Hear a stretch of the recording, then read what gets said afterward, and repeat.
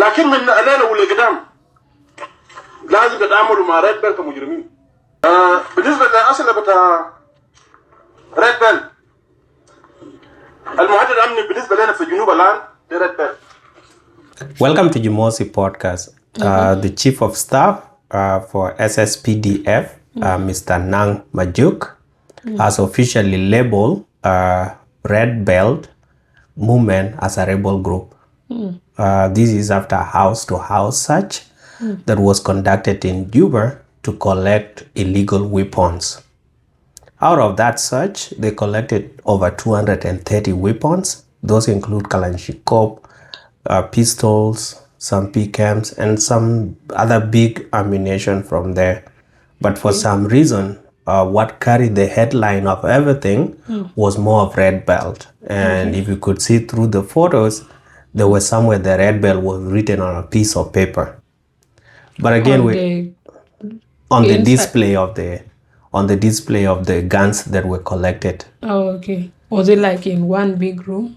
They were spread it outside. Oh, okay. And they wrote on a piece of paper the Red Belt. I don't know. They have the intention of what they were trying to push. So wait, was that note written by the government forces or the rebels themselves? It doesn't say who wrote it, but the way that look on display, to me, that one was written by the people that were collecting guns. Oh, okay. Not the Red Belt themselves. Okay. But people ask themselves, who are the Red Belt? Red Belt is an armed youth group that has emerged in Bor County in Jonglei State in recent few months amid rising insecurity and frequent cattle raid that has been happening in the bigger part of Jonglei State. And here is a video of Nang Majok speaking to the media. So let's listen to him. Okay. This is what the problem is. Unknown Mayata. Nalma Maru to come. Mano Senade Mayata. This was the Asalabata Red Bell. المعدل الأمني بالنسبة لنا في جنوب الآن ده ريد بيل. زايد على الناس اللي بيشاكلوا معنا. لأنه في ناس بيقولوا إنه قالوا ده تنظيم بتاع كوميونتي. لكن عندهم شعار، عندهم دبابير. وبيجوا بيشتروا أصلا زي هاجر وعندهم فناية. ما نوع ده تنظيم. وإعلان بتاعتي قبل زمن انه ناس بتاع ريد بيل لو زول داير يكون عسكري يبلغ في المركز، لو زول ما داير يكون عسكري يشيل السلاح ويسلمه لنا. لكن من الليله والقدام لازم تتعاملوا مع ريد بيل كمجرمين. وهي اجهزه امنيه الموجودين لما بتاع ريد بيل يتصرف معه بالتصرف انه زول ده عدو. لانه ما بتنظيم بتاع موظفين بيكون عنده دبابير وعنده شعار. فالتعليمات دي انا ضروري لها عمليات لازم نتعاملوا مع ريد بيل فتعامل زي اي الناس اللي قاعدين بيشاكلوا معنا. Alright, so that's Chief of Staff Nang Majok that just spoke to the media. So my first question is Red Bell movement a rebel group as said by the government security forces based on the little knowledge that you have been collecting from social media? There's conflicting information. Personally, I don't think I would say they are a rebel group because I've not seen any instance where some of them have just attacked, apart from that incident that happened during the wrestling match somewhere in Bor town, like within Jonglei County. And I think they were saying they were there to provide security. And then there was another organized forces, I don't know if it was for the government or who were there also to offer security, and there was a clash between the two.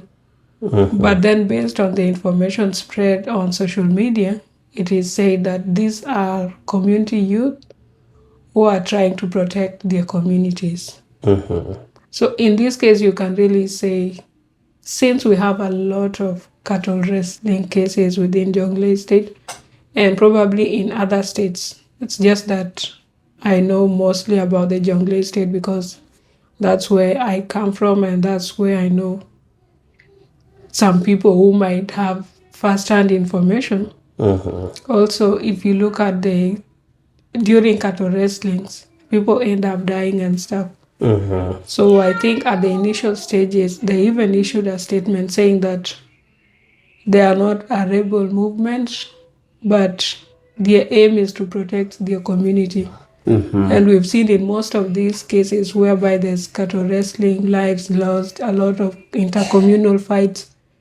There's no single day where the Sspdf have gone or the National Security Service to those areas to assess the situation and also to try as much as possible to stop these cases from happening. Yeah. So I don't think, maybe the only issue there is having illegal guns, which is something that can be debated because almost everyone has a gun and they are not part of the army. Yeah, what do you think? As for me, the idea of labeling Red Bell movement as a rebel, to me, it keep me wondering if the government really know the ideal or the real meaning of rebel itself. Because if you say that this group is a rebel, then you have to identify what's their goal. Are they trying to take presidency? You have to clearly identify that. Are Red Bell really interested in taking over the presidency?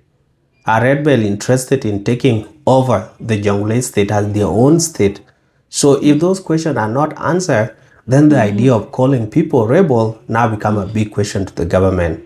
Did you identify that these people actually have an objective of wanting government position through force?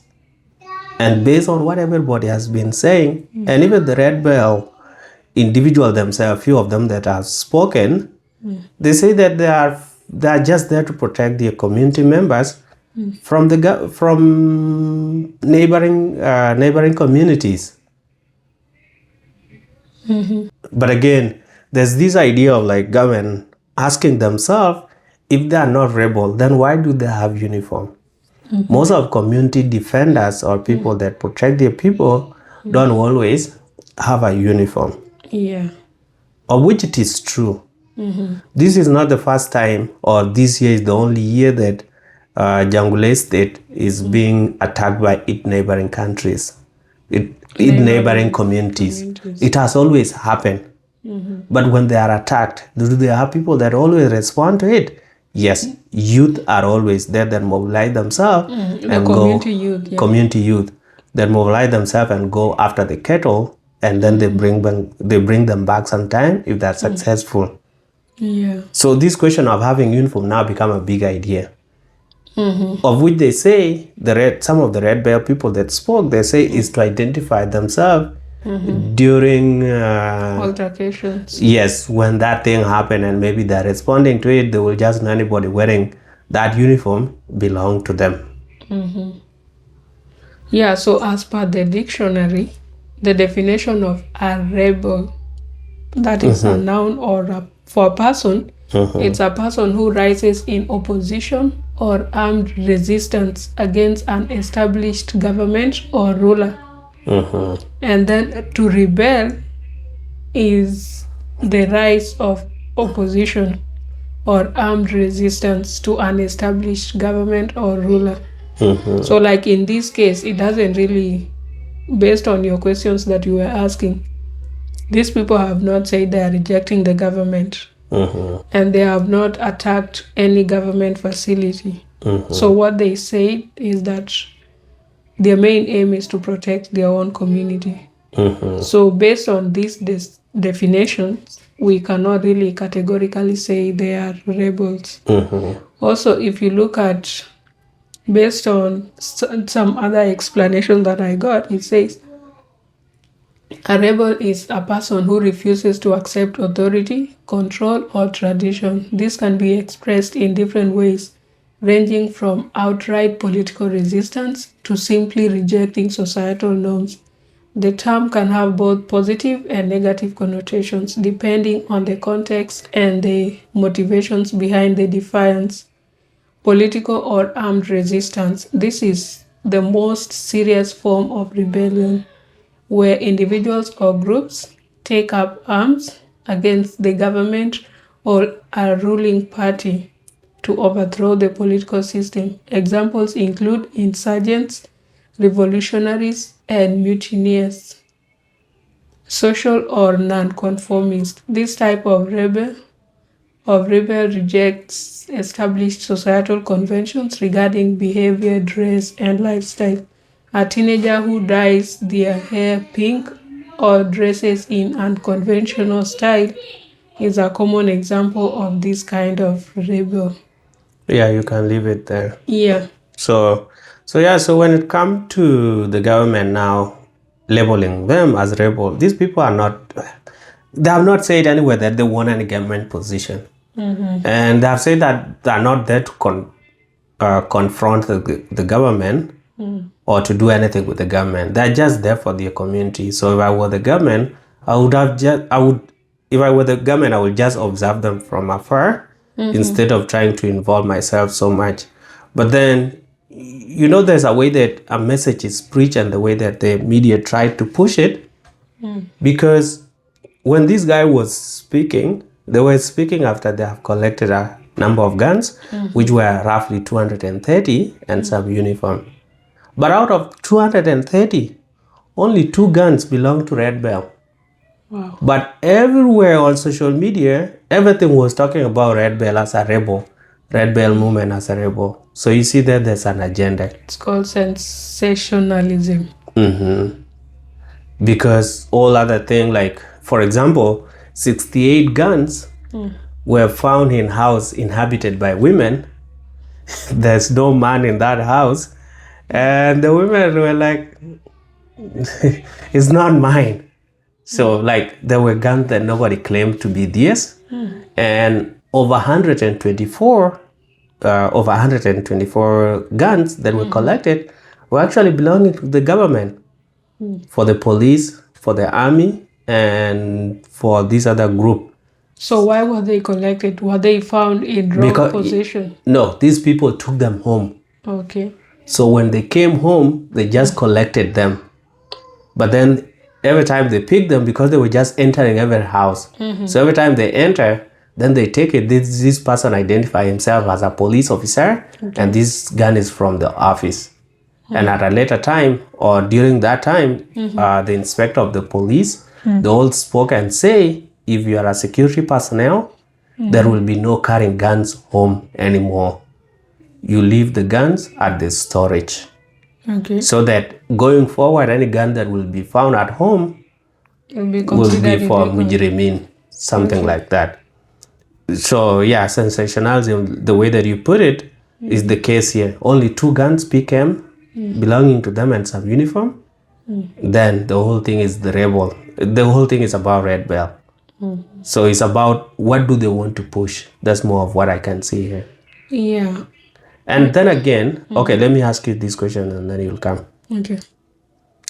So there were some uniform and some guns that were said this one belonged to Red Bell. But then I was going to ask myself, what were weapons or the gun that belonged to Red Bell movement doing in Juba? Red Bell are located in Jonglei, and they have clearly said they are in Jonglei. Wait, so those guns that were collected, were they collected in Juba? The search was done in Juba, and the declaration of Red Bell being a rebel group was declared in Juba based on the guns collected. It doesn't make sense to me. Yeah, to me too. Because if you're doing that, I was actually assuming that those guns and the searches were done in Jonglei. No. Okay, if you say what were they doing in Juba, then probably that explains why only 2 guns were found belonging to them.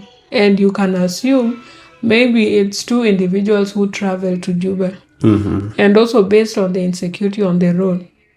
Last week alone, I think there were like 2 attacks between Juba and Bor Road around Mongri. I don't know if both happened in Mongri, but there was one that occurred around Mongri. So if the government itself is not securing those places, then it will force anyone who has a gun or weapon to travel with your own weapon, so that in case of any attack on the way, then you are able to defend yourself. If you succeed in defending yourself, well and good. If not, then at least you had put up a fight before you were overpowered. So probably only 2 individuals traveled to Juba with their weapons. Yeah, but then there's no real correlation between those guns that were collected in Juba and declaring Red Bell movement as a rebel group. Yeah. And the other thing that the government should look into is how to put out the information, because people are not that stupid, and especially when you refer to people of Jonglei. This is a place that have a lot of most learned people. The thing is, PhD holders. yes, a lot of PhD holders. And a lot of degrees per person. Degrees are not counted. We have one individual with over 6. So this is how you look at it. If you want to label these people really, these things belong to Red Bell, you would have said, this one identified from this individual, this person is here in front of us. He identify himself as a Red Belt member. Then now you can go ahead with your labeling. But if you just go grab guns from somewhere, you can put them in public display and then say these ones belong to Red Bell, and now Red Bell is a rebel group. Then that's not how things are done. Who exactly from Red Bell did you arrest it, or did you get with the guns? There's no one that has been officially been identified. Is it okay? But then they can go back and say, with some of the uniform that had the Red Bell logo and say kind of things, this is their name. Do we want to get somebody again? Yes, you want to get somebody again, because with the today society, with the way that the Red Bell has been pushed as a rebel for the last few weeks, an individual can just buy clothes of that color, put the logo on them, and then let them be captured anyhow, and then Red Bell all of a sudden. Yeah. So you have to catch somebody that clearly identifies a Red Bell holding those ones. Now from there we can all go and say, okay, a Red Bell guy was arrested holding their uniforms and their guns.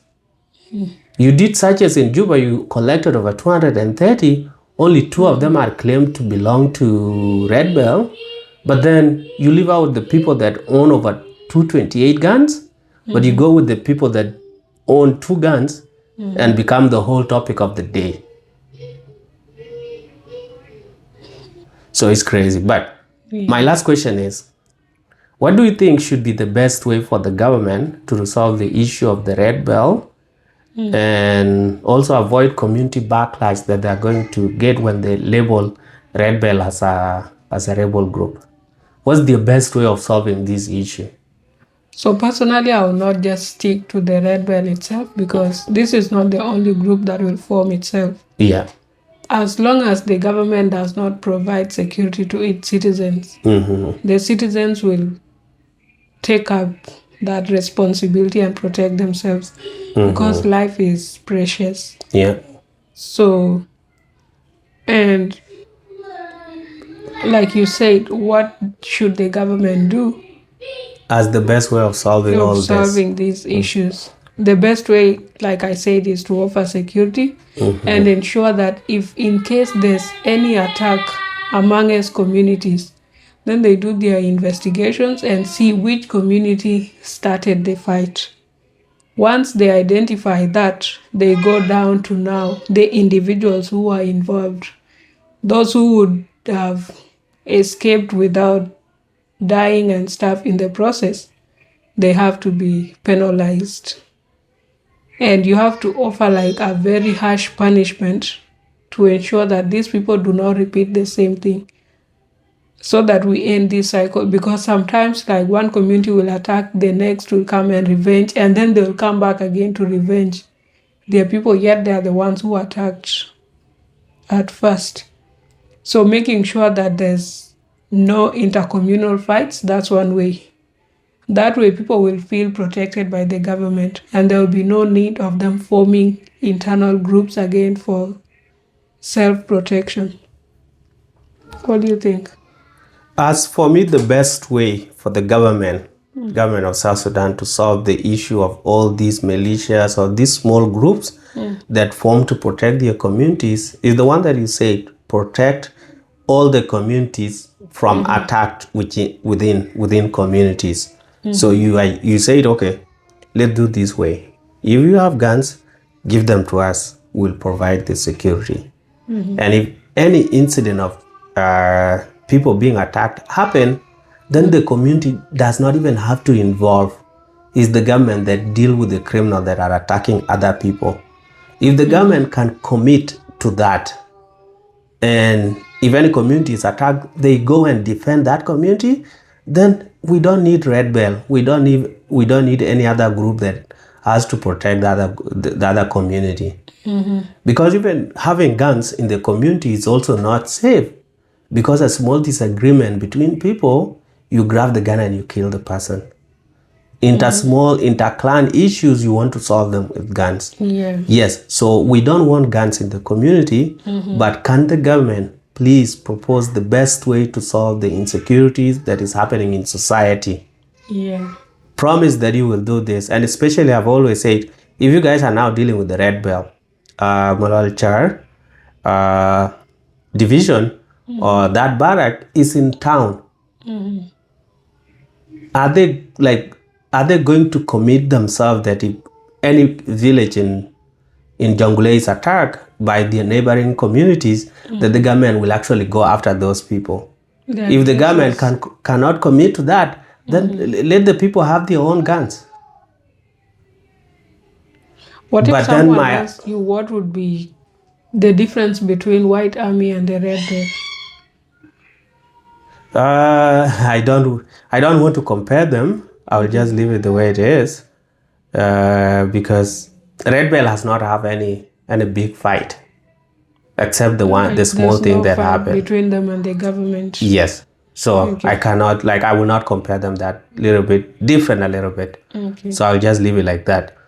But yeah, so the best way that the government can do is deal with the insecurity that is prevailing in society, and people who don't have to have guns.